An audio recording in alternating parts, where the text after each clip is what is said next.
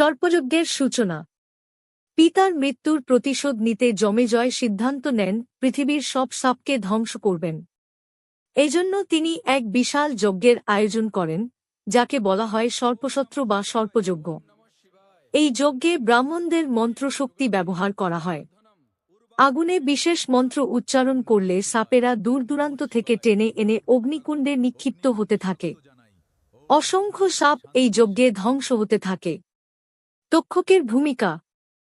যে সাপটি যমেজয়ের পিতাকে দংশন করেছিল, সেই ভয়ঙ্কর নাগরাজ তক্ষক এই যজ্ঞ থেকে পালিয়ে বাঁচার চেষ্টা করে। সে দেবরাজ ইন্দ্রের আশ্রয় নেয়, কারণ ইন্দ্র তাকে রক্ষা করছিলেন। যজ্ঞের শক্তি এত প্রবল হয়ে ওঠে যে তক্ষককেও টেনে আনা শুরু হয়, এমনকি ইন্দ্রকেও প্রায় টেনে আনার মতো পরিস্থিতি সৃষ্টি হয়। যজ্ঞ বন্ধ হওয়ার ঘটনা। ঠিক তখনই দেবতারা উদ্বিগ্ন হয়ে পড়েন, কারণ এটি কেবল প্রতিশোধ নয়, সমগ্র নাগজাতির বিনাশ হয়ে যাচ্ছিল।